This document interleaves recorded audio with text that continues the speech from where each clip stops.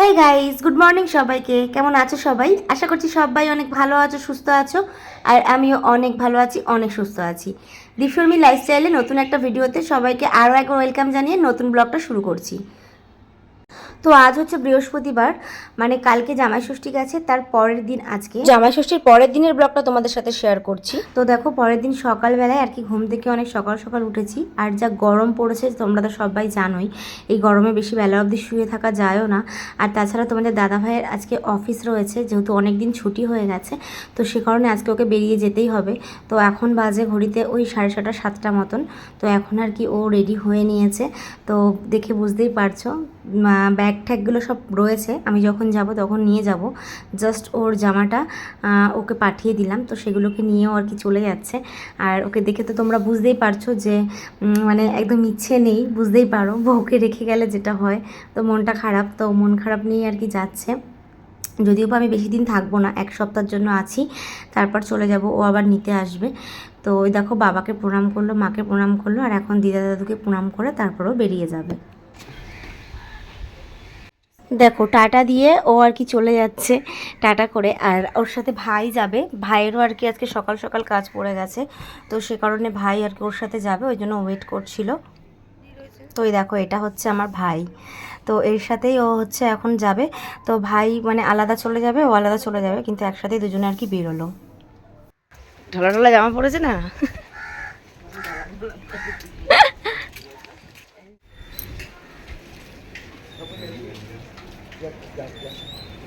Tata. Mobile নিয়েছে তো। হ্যাঁ,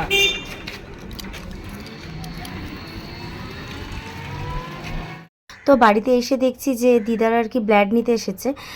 দিদার শরীরটা একটু খারাপ, মানে দিদার যেহেতু সুগার রয়েছে, আর শরীরটা কদিন ধরেই খুব খারাপ, মানে দিদা কিছু খেতে পারছে না, বমি বমি ভাব লাগছে। সেই জন্য ডক্টর বলেছে একটু জন্ডিসটা টেস্ট করতে। তো সে কারণেই আর কি ব্লাডটা নিতে এসছে। তো দুরকম টেস্টই আর কি হবে, জন্ডিস টেস্টও হবে, আর এদিকে দিদার সুগারটা ঠিকঠাক আছে কিনা সেটাও টেস্ট করবে আর কি। তো সে কারণেই আর কি ব্লাডগুলো নিচ্ছিল। কি বলতো, এই বাড়িতে যেহেতু অনেক দিন পর পর আমি আসি, সে কারণে যখন থাকি বিভিন্ন কাজে না ব্যস্ত হয়ে পড়ি। মানে কারোর সাথে যে সেভাবে তোমাদের সাথে পরিচয় করাবো সেটা আর হয়ে ওঠে না, মানে বুঝতেই পারো এতদিন পর আসি, তো এদের সাথে অনেক গল্প জমে থাকে, মায়ের সাথে, তারপরে দিদার সাথে। তো সেই গল্প সল্প করতে করতেই সময় কেটে যায়। তারপর এইখানে ওখানে যাওয়া হয়, মানে বান্ধবীর বাড়ি বলো, তারপরে কাকিমার বাড়ি, মানে মোটামুটি এখানে আসলে আমার ঘোরাই হয়ে যায়। তো সে কারণে আর সেভাবে কাউকে তোমাদের সাথে পরিচয় করাতে পারি না। A few moments later. Hi everyone, good afternoon সবাইকে। তো সকালের পর অনেকটা টাইম পর আসলাম তোমাদের সাথে আবার অন ক্যামেরা। তো দেখো, এই দেখো গরমের মধ্যে মানে কি বলবো, একদম বিধ্বস্ত অবস্থা। তো গরমের মধ্যে এই মা একটা কুর্তি কিনে রেখেছিল জাস্ট বাড়িতে পরার জন্য, সেই কুর্তিটা পরে আগে রেডি হয়েছি। তো এখন যাব হচ্ছে একটা দারুণ একটা জায়গায়, যেটা তোমাদের সাথে আমি শেয়ার করতে পারিনি। আসলে শেয়ার করে হয়ে ওঠা হয়নি, কারণ আমার কোনো কনফার্মেশন ছিল না।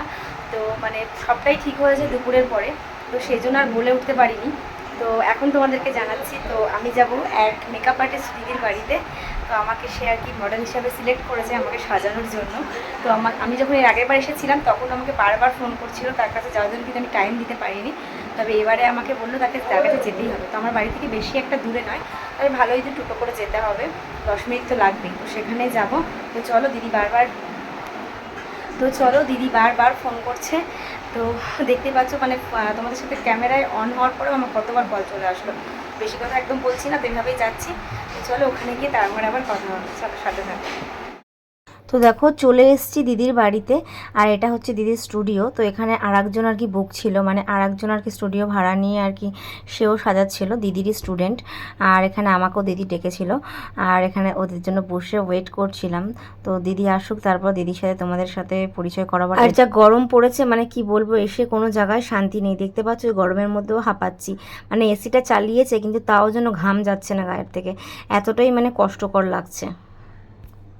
তো গাইস দেখো, আমি ফাইনালি দিদি ভাইয়ের বাড়িতে এসে গেছি, আর এই যে হচ্ছে সেই দিদি ভাই যার কাছে সাজার জন্য আমি এতটা ব্যস্ত হয়ে পড়েছিলাম। তো হবে, তো আমাকে কিরকম লুক দেয় তোমরা তো অবশ্যই দেখবে। তো চলো সাথে থাকো, যতটা পারছি তোমাদের সাথে আমি শেয়ার করছি। চলো কন্টিনিউ করো। তো দেখো ফাইনালি কিন্তু আমার ড্রেস আপটা ডান হয়ে গেছে, মানে শাড়ি আর ব্লাউজ এগুলো কিন্তু পরা আমার কমপ্লিট হয়ে গেছে। আর এদিকে দিদিকে তোমাদের সাথে দেখাচ্ছিলাম, আমার দিদি বলছিল ইস কীভাবে বসে আছি, এগুলো তুমি আমাকে নিচ্ছ, তো এই জন্য একটু হাসাহাসি করছিলাম। আর তারপর দেখো আমাকে লেন্স পরিয়ে দিয়েছে দিদি। আর জানো তো আজকে ফার্স্ট টাইম আমি চোখে লেন্স ইউজ করলাম, এর আগে কখনো কোনোদিনও আমি লেন্স ইউজ করিনি, তো ফার্স্ট টাইম পরলাম। এবার বুঝতেই পারছো ফার্স্ট টাইম এক্সপিরিয়েন্সটা কীরকম হয়, মানে আমার একটু মানে চোখটা একটুখানি ঝাপসা ঝাপসা লাগছিল আর চোখ থেকে জল পড়ছিল। আর কেমন লাগছে লেন্সটা পরে সেটা তোমরা জানিও। তো চলো এবার দিদির মেকআপটা শুরু করবে, তো মেকআপ টেকআপ কমপ্লিট করে তারপর আসছি।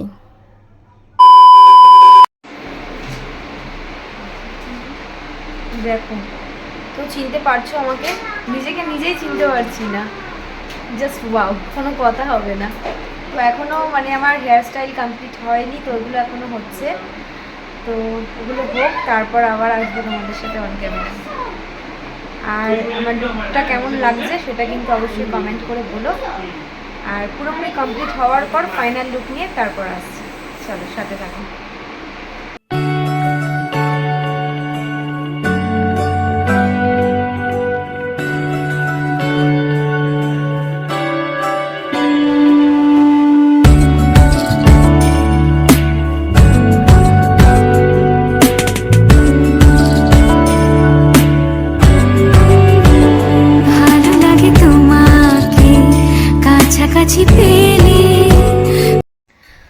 তো গাইস দেখো ফাইনালি আমার লুক পুরো রেডি। তো দূর থেকে হ্যাঁ তুমি এসো না আমার কাছে, এটা ব্লগে আসছে। তো তো এই হচ্ছে আমার লুক। তো তোমাদের কেমন লাগছে অবশ্যই কিন্তু কমেন্ট করে জানিও। আর এই সবটা ক্রেডিট কিনতে এসে দিদি ভাইয়ের। তো দিদি ভাইয়ের সাজানো যদি তোমাদের ভালো লাগে, যারা আমার ভিডিও দেখছো কাছাকাছি, মানে কলকাতার মধ্যে তুমি যে কোনো জায়গায় অ্যাভেলেবেল, তো কলকাতার কাছাকাছি যারা আছো তারা কিন্তু অবশ্যই দিদিকে বুকিং করতে পারো। আর দিদির নাম্বারটা আমি এখানে শো করিয়ে দেবো, ঠিক আছে? তোমরা নাম্বারটা বলে দিচ্ছি। আচ্ছা 7003204974, এই নাম্বারে কল করে নিতে পারো। একদম। তাছাড়া আমি এখানে স্ক্রিনে শেয়ার করে দেবো, তোমরা কিন্তু অবশ্যই দিদিকে কন্ট্যাক্ট করো। আর দিদির কাজ তো অসম্ভব সুন্দর, সেটা মানে আমাকে দেখেই তোমরা বুঝতে পারছো। একটু দূর থেকে দেখিয়ে দিই ভিডিওটা। হ্যাঁ আমার পুরো লুকটা দেখো, দিদি দেখিয়ে দিচ্ছি। এই দেখো আজকে ব্ল্যাক অ্যাঞ্জেল হয়ে গেছি আমি, কেমন লাগছে জানিও সবাই। আমি তো দারুণ খুশি, মানে যেরকম আমি একটু মনে মনে একটু মানে চাইছিলাম একটু নিউড কোনো লুকিং মানে চাইছিলাম, তো সেরকম টাইপেরই একটা লুকিং দিয়েছে দিদি, আমি তো ভীষণ খুশি। তো তোমাদের কেমন লাগছে অবশ্যই কিন্তু কমেন্ট করে জানিও।